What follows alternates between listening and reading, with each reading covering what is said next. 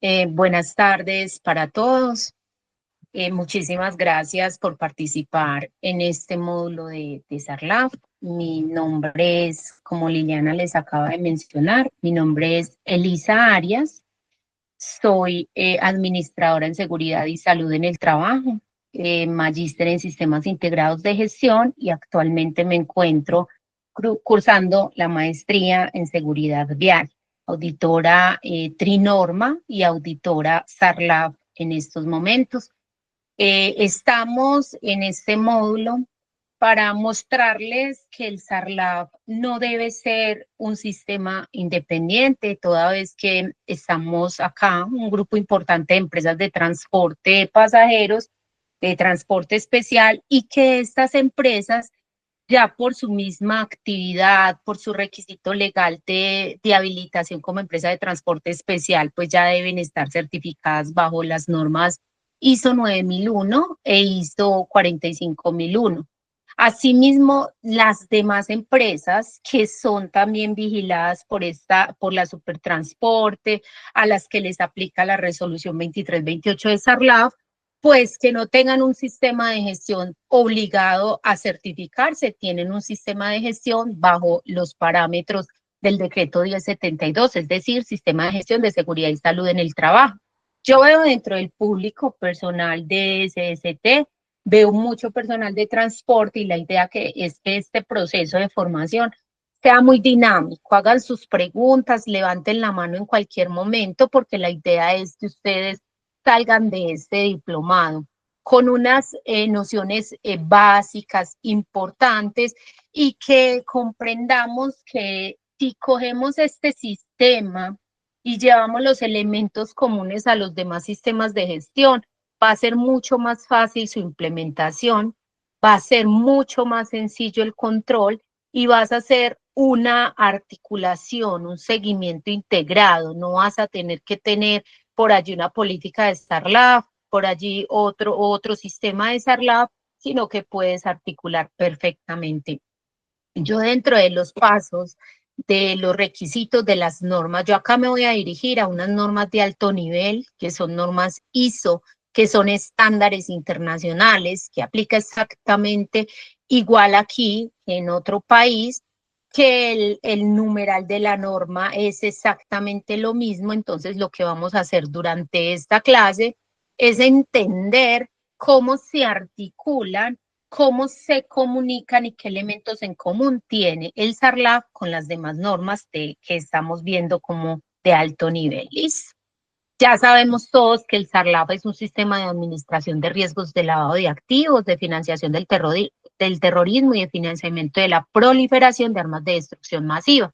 Para todos es claro que el SARLAF es un sistema relativamente nuevo para las empresas vigiladas por la Supertransporte, excepto para las empresas de carga que en su momento trabajaron todo lo que fue CICLAV, que era algo muy similar a lo que estamos viendo, solo que el SARLAF se viene como una norma desde la estructura del PHBA, es decir, una norma que se planifica, que se verifica, que se toman acciones, es una norma que se audita, y aquí mismo determinaron una idoneidad, aquí determinaron una competencia de las personas que tienen relación con el SARLAF. A ustedes durante todo este proceso del diplomado les han hablado de la gestión del riesgo, les han hablado de la información documentada, de la debida diligencia, les han mencionado qué procesos, que de las partes interesadas, que es como hablan las normas de alto nivel, y todo el tema de los respectivos reportes. Acá vamos a mirar cómo es que ese requisito de esta norma se nos pega o se nos articula a nuestro sistema de gestión. Porque es importante, sabemos, y para las empresas que tenemos pues nuestro programa de seguros establecido, la alta dirección, el equipo administrativo ha tenido un contacto con un registro que se llama SARLAF. Es la información que yo diligencio, en la que declaro todo el tema de mis ingresos, en lo que declaro yo como representante legal para el tema de poder vincularme a una compañía de seguros. Pues el SARLAF no es solo ese registro, para el caso y para efectos de esta norma, el SARLAP es un gran sistema de gestión, entendiéndose nuevamente sistema de gestión porque se aplica la estructura del planear, hacer, verificar y actuar. Nos vemos entonces que el principal objetivo, sin lugar a duda, del SARLAP es la identificación de riesgos. No está ajeno a lo que menciona una norma ISO 9001 de un sistema de gestión de calidad y lo que menciona una norma ISO 45 o una norma ISO 39001. Es identificar. Entonces, ¿qué pasa? ¿En dónde se nos van a encontrar los objetivos de SARLAP con los objetivos del sistema? Van a encontrar en el numeral de identificación de riesgos.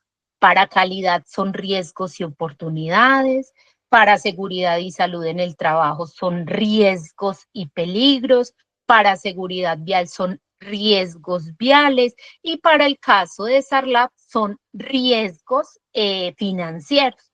Entonces, ese numeral se nos complementa. Cuando yo hago la gestión de riesgos por proceso, que ustedes ya conocen con Sebastián o han hecho esta formación y para la corte que va a iniciar, pues se van a encontrar con que la gestión de riesgos es identificar claramente los procesos de la organización y mirar qué es lo peor que me puede pasar precisamente para implementar acciones, medidas de intervención para que este riesgo no se me materialice. Cuando nosotros hablamos de una articulación del SARLAP con un sistema de gestión, nos vamos a encontrar con una planeación estratégica. Ah, bueno, Eli, entonces dentro de la planeación estratégica normalmente la gerencia es quien determina cómo trabajar estratégicamente la empresa. Sí, señores, aquí es donde ya viene este comité, viene el gran comité de la organización y se sientan. Entonces empiezan, ya tienen un análisis de contexto, es decir, ya aplicamos cualquiera de las metodologías de análisis. Dentro de estas voy a traer un ejemplo, por ejemplo, la metodología DOPA. Entonces yo empiezo. Mi análisis de contexto tiene que contemplar mis debilidades frente a la gestión del riesgo financiero, mis fortalezas para el análisis del contexto interno. Recordemos, y si no lo podemos recordar, aprendamos, el contexto de la organización mide dos aspectos, es decir, ¿dónde estoy yo como organización, como empresa de transporte, como CDA, como escuela de conducción, frente al medio? Internamente, ¿qué tengo? Es decir, ¿qué es lo fuerte que como organización me representa y lo llevo a una fortaleza? ¿Qué es lo que yo como organización debo mejorar y lo llevo a una debilidad o una oportunidad de mejora? Ya teniendo en cuenta esos aspectos que son de mi control, que yo perfectamente los puedo mejorar porque son míos, empiezo a analizarme frente al medio. Es decir, analizo mi contexto externo y en mi contexto externo, que realmente es súper importante para la organización, identifico entonces qué es lo que tiene el medio como tal que me pueda impactar a nivel de riesgo o amenaza o a nivel de oportunidad. Cuando yo ya tengo definido todo eso y le vinculo, entonces yo ya tengo un sistema de gestión certificado. Entonces yo ya pasé por unos procesos de auditoría, yo no necesito hacer un nuevo contexto organizacional, sino que hago una revisión de mi contexto y le vinculo todos los elementos que tienen que ver con la gestión del riesgo financiero, es decir, con SARLAF. Entonces ya vengo y analizo, bueno, dentro de mi organización yo tengo un oficial de cumplimiento certificado. Ah, listo, ya para mí es una fortaleza. O yo ni siquiera he asignado el oficial de cumplimiento que tenga en eso, que empiece a adquirir esa experiencia que se necesita de acuerdo a la norma. Entonces, para mí es una debilidad. Y genero los respectivos de planes de acción. ¿Cuáles? Formar al oficial, certificarlo en este diplomado, empezar a darle la experiencia y empezar a implementar. Ah, bueno, es que dentro de mis debilidades está que yo no he identificado claramente las partes interesadas en SARLAB. Entonces, ¿qué hago? Plan de acción y empiezo a implementar partes interesadas. Desde mi contexto interno, yo tengo un sistema, es que yo ya hace mucho rato vengo implementando todo lo que son la verificación de antecedentes, verificación de bases de datos y de alguna manera la debida diligencia. Pues para mí entonces va a ser una fortaleza eso. Ya empiezo a mirar desde el contexto externo. Es decir, aquí es muy importante el contexto externo de la organización, difiere por su ubicación. No es lo mismo una empresa que se encuentre en una zona donde el riesgo público es alto, donde haya interferencia de grupos armados, en una zona donde sea un paso obligado para un tema de puertos, por ejemplo.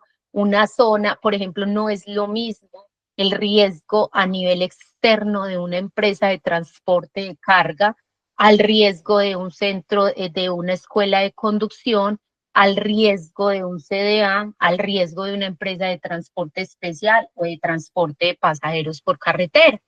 Nosotros tenemos que analizar que y tener muy claro que el SARLAF, igual que todos los sistemas de gestión, nos dice el qué se hace, pero el cómo lo determino yo. ¿Por qué? Porque es específico para mi empresa. Entonces, cuando yo analizo, yo estoy diciendo, yo como empresa de transporte, dentro de los grupos de interés o dentro de las partes interesadas tengo las instituciones educativas. Financieramente, ¿qué riesgo puedo materializar ahí? Ah, no, es que yo tengo es turismo. Entonces resulta que el turismo, yo no puedo verificar el contenido del equipaje. Entonces yo tengo que generar una debida diligencia, una medida de intervención para que mínimamente dentro de los contratos con los clientes se exonere nuestra empresa, se reconozca que nuestra empresa no cuenta, no tiene acceso y no conoce el contenido de ese equipaje para que no tengamos una situación en el que en ese equipaje iban drogas, en ese equipaje iba tema ilícito, en ese equipaje iban armas y que nuestro conductor y nuestra empresa queden de alguna manera impregnadas en ese proceso. Si nosotros como empresa, y voy a hacer un énfasis especial en transporte especial de pasajeros, valga la redundancia, si yo por norma yo ya tengo establecido que tengo que tener un contrato de prestación de servicios, pues en ese contrato entrele de una vez la cláusula de SARLAD.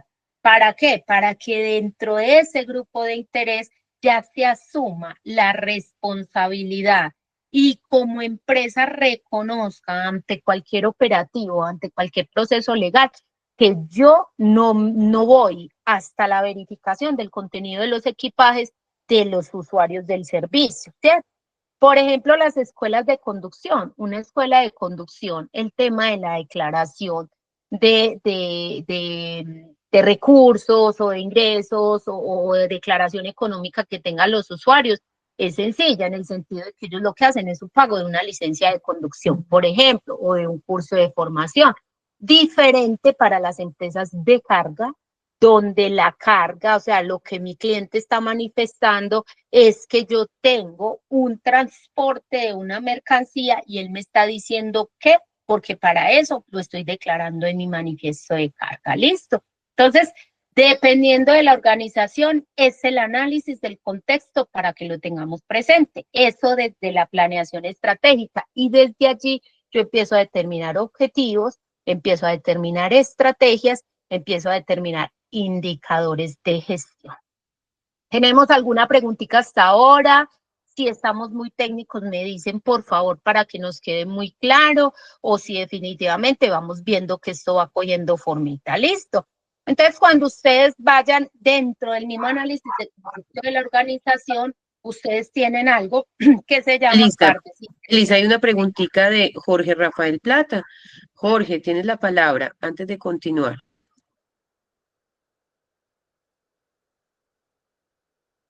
Jorge, Jorge Para, Rafael. Buenas tardes para todos, doctora Elisa y doctora Liliana. Yo estuve leyendo el material y encuentro algo que me llama la atención, y es que dice que esta resolución 2328 se aplica a empresas con capital de mayor o igual a 3.000 salarios mínimos legales vigentes. Esa información que está en el material, ¿es correcta o es que eso se utilizaba anteriormente en el CIPA? Don El Jorge, CIPLAC, dale, Lisa, discúlpame. don Coreno, en esta resolución aplica al 100% de las empresas que han sido vigiladas por la Supertransporte, independiente del tema de capital. O sea, es decir, en esas variables de salarios están casi que el histórico de lo que era CIPLAD y cómo aplicaba, pero la resolución no contempla ese criterio para su aplicación. Es decir, independiente del tema de salarios, del tema de ingresos de la organización, aplica al 100% de las empresas vigiladas. Gracias, muy amable por la aclaración. Bueno, señor, con mucho gusto. Lili, ¿de pronto algo que complementar ahí? No, lo que pasa es que no, lo que pasa es que dentro de la introducción se hacía énfasis en ese tema como el cambio de CIPLAC Sarlab, pero de todas maneras tengamos en cuenta que en CIPLAC tampoco tenían en cuenta el número de salarios mínimos, simplemente si se era empresa de carga ya estaban obligadas a cumplir. Ahora el CIPLAC se elimina y entra Sarlab y nunca ha tenido como un límite de salarios mínimos, en este caso, para los temas de transporte. Continúa. Perfecto, muy bien. Entonces, mirando el contexto, entonces recordemos, vamos a trabajar. Lo primero que voy a analizar es contexto interno y externo, y esto me va a determinar los factores de riesgo. Ahora bien, dentro del análisis de contexto externo, yo voy a mirar mi empresa bajo los aspectos legales, es decir, a nivel legal, cómo se está comportando mi organización frente al requisito. En el ámbito tecnológico, ¿por qué es importante el ámbito tecnológico? Porque esta norma vincula el tema tecnológico dentro de la validación y créanme que es muy difícil como organización que yo diga que voy a implementar el SARLAB si no tengo un apoyo tecnológico para validar información, es decir, para implementar la debida diligencia. Sucede exactamente lo mismo que con el Plan Estratégico de Seguridad Vial, que nosotros implementamos un plan estratégico de seguridad vial y nos vamos al paso 8 en los programas de gestión y nos encontramos con que las empresas no tienen ni siquiera GPS. Entonces, dígame cómo desde el contexto externo de la organización, cómo cumplo legalmente y cómo hago para monitorear mi operación. Pasa lo mismo con Tabla.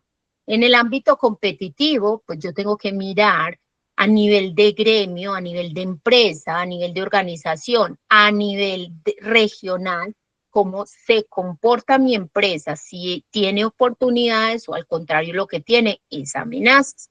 En el ámbito comercial y de mercado, importantísimo, esta parte que es tan importante, los procesos de compras, los procesos comerciales y los procesos de gestión humana en las organizaciones tienen un impacto significativo en lo que tiene que ver con el SARLAB. Entonces, es decir, ¿cuáles son mis clientes? ¿Qué tipo de negocio estoy haciendo con ellos?